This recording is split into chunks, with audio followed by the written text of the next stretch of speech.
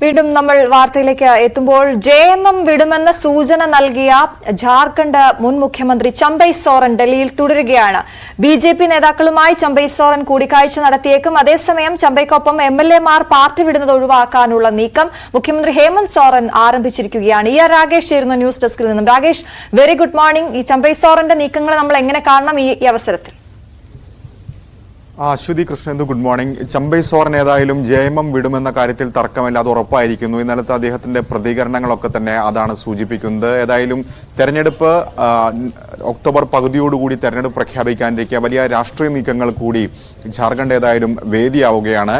ചമ്പൈ സോറൻ നിലവിൽ ഡൽഹിയിലാണുള്ളത്. ഇന്ന് ബിജെപി നേതാക്കളുമായി അദ്ദേഹം കൂടിക്കാഴ്ച നടത്താൻ സാധ്യതയുണ്ട്. ഇന്നലെ ചമ്പൈ സോറൻ പ്രധാനമായും 3 കാര്യങ്ങളാണ് സൂചിപ്പിച്ചത്. ഒന്ന്, പുതിയ രാഷ്ട്രീയ പാർട്ടി രൂപീകരിക്കാം, അല്ലെങ്കിൽ രാഷ്ട്രീയം ഉപേക്ഷിക്കാം. മൂന്നാമതായി, നിലവിൽ ഈ വഴിയിൽ ആരെങ്കിലും ഒപ്പം കൂട്ടിയാൽ അവർക്കൊപ്പം സഞ്ചരിക്കാം. അതായത് ബിജെപിയെ അദ്ദേഹം തള്ളിപ്പറയുന്നില്ല, ഒരുപക്ഷെ ബിജെപിയിൽ ചേർന്നേക്കാം എന്ന സൂചന കൂടി ചമ്പൈ സോറൻ നൽകുകയാണ്. ഏതായാലും ഇത്തരമൊരു നീക്കം പ്രതീക്ഷിക്കപ്പെട്ടിരുന്നതാണ്. പ്രത്യേകിച്ച് ജനുവരി അവസാനം 31-ാം തീയതിയാണ് ഇത്തരത്തിൽ ഹേമന്ത് സോറൻ കള്ളപ്പണക്കേസിൽ അറസ്റ്റിലാകുന്നതും രാജി പ്രഖ്യാപിക്കുന്നതും. അതിന് തൊട്ടു പിന്നാലെയാണ് ചമ്പൈ സോറൻ അപ്രതീക്ഷിത മുഖ്യമന്ത്രിയായി ആ പദവിയിലേക്ക് വരുന്നത്. കാരണം ഭാര്യ കൽപ്പന സോറനെ മുഖ്യമന്ത്രിയാക്കാനുള്ള നീക്കം ഹേമന്തിന്റെ ഭാഗത്ത് നടന്നെങ്കിൽ പോലും കുടുംബത്തിൽ നിന്ന് തന്നെ അന്ന് എതിർപ്പ് ഉയർന്നതിനെ തുടർന്നാണ് ആ നീക്കം ഉപേക്ഷിക്കുകയും വിശ്വസ്തനായ ചമ്പൈ സോറനെ മുഖ്യമന്ത്രിയാക്കുകയും ചെയ്തത്. പക്ഷേ ഹേമന്ത് സോറൻ പിന്നീട് തിരിച്ചെത്തുമ്പോൾ ചമ്പൈ സോറൻ ഏതായാലും അതൃപ്തി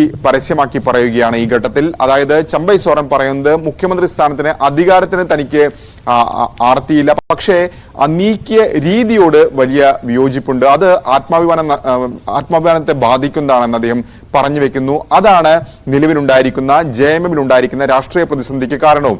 ഏതായാലും ഡൽഹിയിൽ തന്നെ തുടരുന്നുണ്ട് അദ്ദേഹം. ഇന്നലെ ഉച്ചയ്ക്ക് ശേഷം അദ്ദേഹം ഡൽഹിയിലെത്തി ബിജെപി നേതാക്കളുമായി ഇന്ന് കൂടിക്കാഴ്ച നടത്തിയേക്കുമെന്നാണ് റിപ്പോർട്ടുകൾ ഈ ഘട്ടത്തിൽ പുറത്തു വരുന്നു. മാത്രവുമല്ല, പല ബിജെപി നേതാക്കൾ, കേന്ദ്രമന്ത്രിമാർ അടക്കമുള്ളവർ ചമ്പൈ സോറനെ പുകഴ്ത്തിക്കൊണ്ട് ഇപ്പോൾ രംഗത്ത് വരികയും ചെയ്തിട്ടുണ്ട്. ഏതായാലും ചമ്പൈ സോറൻ പോകുമെന്ന് വ്യക്തമായ സാഹചര്യത്തിൽ കൂടുതൽ എംഎൽഎമാർ ഒപ്പം പോകാതിരിക്കാനുള്ള നീക്കം ഇതിനോടകം തന്നെ ഹേമന്ത് സോറൻ ആരംഭിച്ചിട്ടുണ്ട്. അവരുമായി ആശയവിനിമയം നടത്തുന്നുണ്ട്. മാത്രവുമല്ല, ബിജെപി ഇത്തരത്തിൽ പാർട്ടിയെ തകർക്കാൻ ശ്രമിക്കുന്നു. ഇന്ത്യ സഖ്യത്തെയും ജെഎംഎമ്മിനെയും തെരഞ്ഞെടുപ്പ് കാലത്ത് പണം ഉപയോഗിച്ചുകൊണ്ട് പിളർത്താൻ ശ്രമിക്കുന്നു എന്ന ആരോപണം ഉന്നയിച്ചുകൊണ്ട് ഹേമന്ത് സോറൻ ഈ ഘട്ടത്തിൽ രംഗത്ത് വരികയും ചെയ്തിട്ടുണ്ട്. അതാണ് ഈ ചമ്പൈ സോറന്റെ നീക്കങ്ങളെ നമ്മൾ അങ്ങനെയാണ് കാണുന്നത്. രാകേഷ്, ഈ ബിജെപി ഇതിനെങ്ങനെയാണ് ഇതിനൊരു അവസരമായി കാണാനുള്ള സാധ്യത അത് എത്രത്തോളമാണ്? നേരത്തെ തന്നെ പലരുമായി ചർച്ച നടത്തിയെന്ന സുവേന്ദു അധികാരിയുമായൊക്കെ ചമ്പൈ സോറൻ ചർച്ച നടത്തിയെന്ന വാർത്തകളൊക്കെ വരുന്നുണ്ടല്ലോ. തീർച്ചയായും ബംഗാൾ വഴിയാണ് ചമ്പൈ സോറൻ ഡൽഹിയിലെത്തിയത്. പക്ഷേ സുവേന്ദു അധികാരിയുമായി ചർച്ച നടത്തിയെന്ന കാര്യം അദ്ദേഹം നിഷേധിക്കുകയാണ് ചെയ്തത്.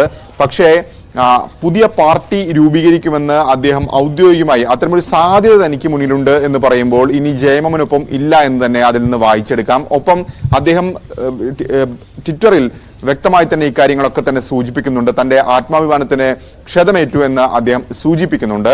അപ്പോൾ സ്വാഭാവികമായും ഇനി ഹേമന്ത് സോറനൊപ്പം ജെഎംഎമ്മിൽ ഒത്തുപോകില്ല എന്ന് തന്നെയാണ് അദ്ദേഹം വിശദീകരിക്കുന്നത്. അതുകൊണ്ട് തന്നെയാണ് അദ്ദേഹത്തിന്റെ ഭാവി പരിപാടികൾ തീരുമാനിക്കുന്നു എന്ന് അദ്ദേഹം വ്യക്തമാക്കിയത്. അങ്ങനെ ഒരു 3 ഓപ്ഷൻ അദ്ദേഹം മുന്നോട്ട് വെക്കുന്നു. അതിൽ ബിജെപിയിൽ പോകില്ല എന്ന് അദ്ദേഹം പറയുന്നില്ല, അതിനുള്ള സാധ്യതകൾ അദ്ദേഹം തുറന്നിടുകയും ചെയ്യുന്നുണ്ട്. മൂന്നാമതായി അദ്ദേഹം സൂചിപ്പിക്കുന്ന കാര്യവും അത് തന്നെയാണ്. നിലവിലുള്ള വഴിയിൽ ആരെങ്കിലും ഒപ്പം കൂട്ടിയാൽ അവർക്കൊപ്പം സഞ്ചരിക്കാമെന്ന് അദ്ദേഹം പറയുന്നുണ്ട്. പ്രത്യേകിച്ച് ഈ തെരഞ്ഞെടുപ്പ് കാലത്ത് അത്തരം ഒരു നീക്കം അദ്ദേഹം നടത്തുമ്പോൾ ബിജെപി അതിനെ സ്വാഗതം ചെയ്യുമെന്ന കാര്യത്തിൽ തർക്കമില്ല. നേരത്തെ ഹേമന്ത് സോറനെ മാറ്റിക്കൊണ്ട് അദ്ദേഹത്തെ മുഖ്യമന്ത്രി ആക്കി വാഴിച്ചപ്പോൾ ഒരു പാവ മുഖ്യമന്ത്രി എന്ന വിമർശനം ബിജെപി ഉന്നയിച്ചിരുന്നെങ്കിൽ സമീപകാലത്ത് ബിജെപി നേതാക്കളുടെ പ്രതികരണം എല്ലാം തന്നെ ചമ്പൈ സോറനെ പുകഴ്ത്തിക്കൊണ്ടായിരുന്നു എന്നുകൂടി ഈ ഘട്ടത്തിൽ എടുത്തു പറയേണ്ട കാര്യമാണ്. പ്രത്യേകിച്ച് അദ്ദേഹത്തിന്റെ 5 മാസക്കാലത്തെ ഭരണം അത് ജാർഖണ്ഡിലെ ജനങ്ങൾക്ക് വലിയ സന്തോഷം പകരുന്നതായിരുന്നു. 3.5 കോടി ജനങ്ങൾക്ക് വലിയ സന്തോഷം പകരുന്നതടക്കമുള്ള പ്രതികരണങ്ങളുമായി ബിജെപി സംസ്ഥാന അധ്യക്ഷൻ വരെ രംഗത്ത് വരികയും ചെയ്തിട്ടുണ്ട്. അപ്പോൾ അദ്ദേഹത്തെ ചമ്പൈ സോറനെ ഒപ്പം കൂട്ടുക എന്ന ലക്ഷ്യം ഏതായാലും ഈ ഘട്ടത്തിൽ ബിജെപിക്കുണ്ട്. പ്രത്യേകിച്ച് 5 വർഷം മുമ്പാണ് ജാർഖണ്ഡിൽ ബിജെപിക്ക് ഭരണം നഷ്ടമാകുന്നത്. രഘുബർ ദാസ് മുഖ്യമന്ത്രി സ്ഥാനാർത്ഥി പോലും, സിറ്റിംഗ് മുഖ്യമന്ത്രി പോലും അവിടെ പരാജയപ്പെടുന്ന സാഹചര്യമുണ്ടായി. അതുകൊണ്ട് തന്നെ ഏത് വിധേനയും 5 വർഷത്തിന് ശേഷം അധികാരത്തിൽ തിരിച്ചെത്തുക എന്ന ലക്ഷ്യം ജാർഖണ്ഡിൽ ബിജെപിക്കുണ്ട്. അത് കണക്കൂട്ടിക്കൊണ്ട് തന്നെ ചമ്പൈ സോറനെയും ഒപ്പമുള്ളവരെയും കൂടെ കൂട്ടാനുള്ള ശ്രമത്തിൽ ആ നീക്കം കൂടുതൽ ഊർജിതമാക്കിയിരിക്കുകയാണ് ഈ ഘട്ടത്തിൽ ബിജെപി. അശ്വതി. രാകേഷ്, അതുപോലെ JMM-ൽ നിന്ന് ഒരു അനുനയിപ്പിക്കാനുള്ള ശ്രമം ഉണ്ടാകുമെന്നുള്ളത് തീർച്ചയാണ്. അതിനെക്കുറിച്ചുള്ള വിവരങ്ങൾ എന്തൊക്കെയാണ്? അത്തരമൊരു നീക്കങ്ങളൊക്കെ തന്നെ നടക്കുന്നുണ്ടെങ്കിൽ പോലും അതിനുള്ള സാധ്യത വളരെ കുറവാണ്. കാരണം ചമ്പൈ സോറൻ നേരത്തെയും മന്ത്രി പദവിയിലുണ്ടായിരുന്നു. 2019 ഈ സർക്കാർ അധികാരത്തിൽ വരുമ്പോൾ ഹേമന്ത് സോറന്റെ സർക്കാരിൽ പിന്നോക്ക ക്ഷേമ മന്ത്രിയായിരുന്നു ചമ്പൈ സോറൻ. പിന്നീട് നേരത്തെ പറഞ്ഞതുപോലെ അപ്രതീക്ഷിതമായി അദ്ദേഹം മുഖ്യമന്ത്രി പദത്തിലേക്ക് വരുന്നു.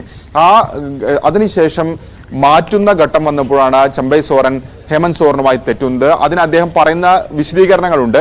പ്രത്യേകിച്ച് നിയമസഭാ കക്ഷി യോഗം ചേർന്നുകൊണ്ട് ഹേമന്ത് സോറനെ മുഖ്യമന്ത്രിയായി പ്രഖ്യാപിക്കുന്നതിന് 2 ദിവസം മുമ്പ് തന്നെ മുഖ്യമന്ത്രി എന്ന നിലയിൽ ഔദ്യോഗിക പരിപാടികളൊന്നും തന്നെ പങ്കെടുക്കരുന്ന നിർദ്ദേശം തനിക്ക് ലഭിച്ചു. അത് ഒട്ടും ഉചിതമല്ലാത്ത നടപടിയായിരുന്നു എന്നാണ് അദ്ദേഹം പറയുന്നത്. അതാണ് തന്റെ ആത്മാഭിമാനത്തിന് ക്ഷതമേറ്റു എന്നടക്കമുള്ള പരാമർശത്തിലേക്ക് പറയാൻ അദ്ദേഹത്തെ പ്രേരിപ്പിക്കുന്ന പ്രധാനപ്പെട്ട കാര്യവും. ഇതുമായി കൂട്ടി വായിക്കേണ്ട മറ്റൊരു സംഭവം കൂടിയുണ്ട്.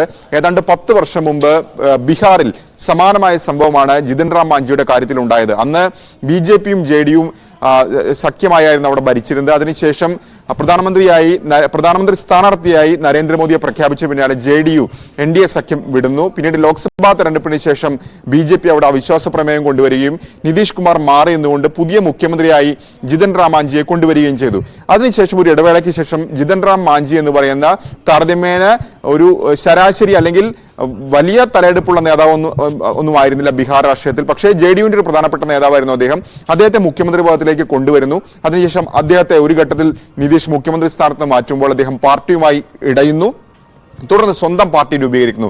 അതുമായി അല്ലെങ്കിൽ ആ സംഭവമായി ഏതാണ്ട് കൂട്ടി വായിക്കപ്പെടാവുന്ന സംഭവമാണ് ഇപ്പോൾ ജാർഖണ്ഡിൽ നടന്നുകൊണ്ടിരിക്കുന്നത്. അതുകൊണ്ട് തന്നെ അന്യായ നീക്കം ഒരിക്കലും യാഥാർത്ഥ്യമാകാൻ പോകുന്നില്ല. അത് പരാജയപ്പെടാൻ തന്നെയാണ് സാധ്യത. പ്രത്യേകിച്ച് അദ്ദേഹം തന്നെ വ്യക്തമായി സൂചന നൽകിയിരിക്കുന്നു. ഒന്നല്ലെങ്കിൽ സ്വന്തമായി പാർട്ടി രൂപീകരിക്കുക, അല്ലെങ്കിൽ ഇപ്പോൾ ഉള്ള മറ്റേതെങ്കിലും കക്ഷികളുടെ ഒപ്പം യാത്ര തുടരുക, അല്ലെങ്കിൽ രാഷ്ട്രീയത്തിൽ നിന്ന് വിരമിക്കുക. അതായത് ഈ 3 ഓപ്ഷൻ അദ്ദേഹത്തിന് മുമ്പിലുണ്ട്. അദ്ദേഹം അത് തുറന്നു വെക്കുകയും ചെയ്യുന്നുണ്ട്. അത് തന്നെയാണ് BJP ഇപ്പോൾ ഉപയോഗപ്പെടുത്താൻ ശ്രമിച്ചുകൊണ്ടിരിക്കുന്നത്. കൃഷ്ണന്തു.